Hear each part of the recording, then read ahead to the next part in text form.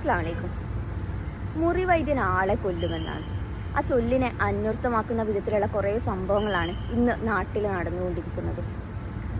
അത്തരം ഒരു കാര്യത്തെ നിങ്ങളുടെ മുന്നിൽ തുറന്നു കാട്ടാൻ വേണ്ടിയാണ് ഈ സംസാരിക്കുന്നത്. ഈ ചൈനീസ് ട്രീറ്റ്മെൻ്റ് ആയിട്ടുള്ള അക്യുപങ്ക്ചർ എന്നുള്ള ടേം ഞാനൊക്കെ വളരെ ഫെമിലിയർ ആയിട്ടുള്ളൊരു ടേമാണ്. കാരണം ഇതെന്താണെന്ന് അറിയാനുള്ള ഒരു ക്യൂരിയോസിറ്റി കൊണ്ട് ഇത് പഠിച്ച ഒരാളാണ് എൻ്റെ ഫാദർ. അതുപോലെ പ്രവാചക വൈദ്യമായ ഹിജാമ ഉൾപ്പെടെയുള്ള കാര്യങ്ങൾ. പക്ഷെ ഒരു പനി വന്നാൽ പോലും ഞങ്ങളെല്ലാവരും ഡിപ്പെൻഡ് ചെയ്യാറുള്ളത് അലോപ്പതി ഡോക്ടേഴ്സിനെ തന്നെയാണ് എന്നുള്ളത് ഒരു ഫാക്റ്റാണ്. നമ്മളാരും ഒരു തരത്തിലുള്ള അസുഖത്തിന് ചെറിയ ചെറിയ വേദനകൾ ഉൾപ്പെടെയുള്ള അല്ലെങ്കിൽ വേദനകൾ ഒഴികെയുള്ള അങ്ങനെ ചില കാര്യങ്ങൾ ഒഴികെയുള്ള ബാക്കി എന്താ പറയുക ഒരു മേജറായിട്ടുള്ള എന്ന് പറയാൻ പറ്റുന്ന ഒരുവിധം എല്ലാ അസുഖത്തിനും നമ്മളൊക്കെ ഡിപ്പെൻഡ് ചെയ്യുന്നത് അലോപ്പതി ഡോക്ടേഴ്സിനെ തന്നെയാണ്. എല്ലാ കാര്യങ്ങൾക്കും ഒരു പനി വന്നാൽ പോലും നമ്മൾക്ക് അലോപ്പതി മെഡിസിൻ തന്നെയാണ് എടുക്കുന്നത്.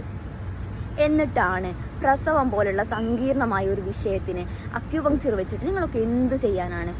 ഇതിനെക്കുറിച്ച് അറിയുന്ന അല്ലെങ്കിൽ ഇതിനെക്കുറിച്ച് കാണുന്ന ഒരാളെന്നുള്ള രൂപത്തിലാണ് ചോദിക്കുന്നത്.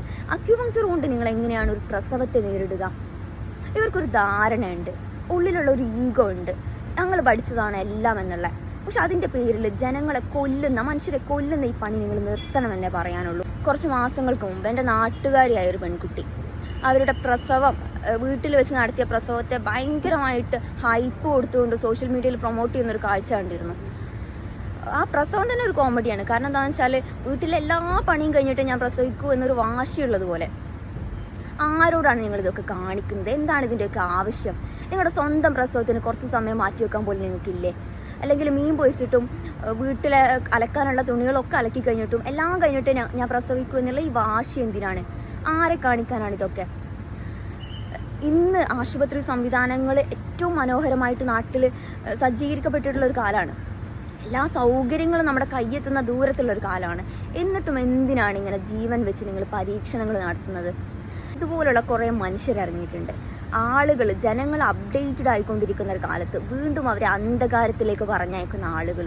പണ്ട് കാലത്ത് വീട്ടിൽ പ്രസവിച്ചിരുന്നില്ല എന്നാണ് ചോദിക്കുന്നത്. പക്ഷെ പണ്ട് കാലത്ത് പ്രസവിച്ചിരുന്നവരുടെ കണക്കെടുത്താൽ അറിയാം, 10 പ്രസവിച്ചാൽ 8 കിട്ടിയിരുന്നതും 5 പ്രസവിച്ചാൽ 3 കിട്ടിയിരുന്നതും ഒക്കെ. എന്തിനാണ് നമ്മൾ ഇന്ന് എല്ലാ സംവിധാനങ്ങളും ഉള്ള കാലത്ത്, എല്ലാ സൗകര്യങ്ങളും ഉള്ള കാലത്ത് ഇങ്ങനെ ഒരു റിസ്ക് എടുക്കുന്നത് എന്നുള്ളതാണ് ഞാൻ ചോദിക്കുന്നത്. പ്രിയപ്പെട്ടവരെ, ദയവ് ചെയ്ത് ജീവൻ വെച്ച് കളിക്കരുത്. ഈ അക്യുപങ്ക്ചർ എന്നുള്ളത് പ്രസവത്തെ ഒന്നും നേരിടാൻ പറ്റുന്ന അല്ലെങ്കിൽ അങ്ങനെയുള്ളൊരു സംവിധാനമൊന്നുമല്ല. അതിനെക്കുറിച്ച് പഠിച്ചവർ തന്നെയാണ് അത് പറയുന്നത്. അങ്ങനെ ഒരു സംവിധാനം അല്ല അത്. പിന്നെ ആരൊക്കെയോ നിങ്ങളെ ഒരു മരുന്നും കഴിക്കണ്ട, നിങ്ങൾ ഈ അക്യുപങ്ക്ചർ മാത്രം ഫോളോ ചെയ്താൽ മതി എന്നൊക്കെ പറഞ്ഞ കുറേ പടുവിഡ്ഢികൾ ഇറങ്ങിയിട്ടുണ്ട്. ഇവരെ വിശ്വസിക്കരുത്. ഈ അക്യുപങ്ക്ചറിസ്റ്റുകളൊന്നും എല്ലാവരും ഒന്നും അങ്ങനെ പറഞ്ഞ് നടക്കുന്നവരൊന്നുമല്ല. അതും നിങ്ങൾ മനസ്സിലാക്കാം.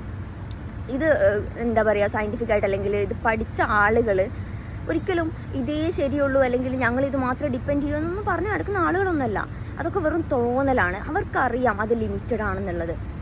ചില ടീം ഇത് എന്താ പറയുക, ഇതിങ്ങനെ ഇൻജക്റ്റ് ചെയ്ത് വെക്കുന്ന കുറേ ടീമുണ്ട്. പ്രസവം വീട്ടിലാവണം, അല്ലെങ്കിൽ രോഗത്തിന് മരുന്ന് കഴിക്കാൻ പാടില്ല, ഇങ്ങനെയുള്ള കുറേ മനുഷ്യരെ 17ാം നൂറ്റാണ്ടിലേക്ക് വണ്ടി കയറ്റി വിടുന്ന കുറേ ടീമുണ്ട്. ഇവരുടെയാണ് പ്രശ്നം. ഇതിനെതിരെ ഒന്നിച്ചു നിന്ന് പോരാടേണ്ട ഒരു സമയം അതിക്രമിച്ചിരിക്കുന്നു എന്നുള്ളതാണ്. ഇൻഷാ അല്ലാഹ്.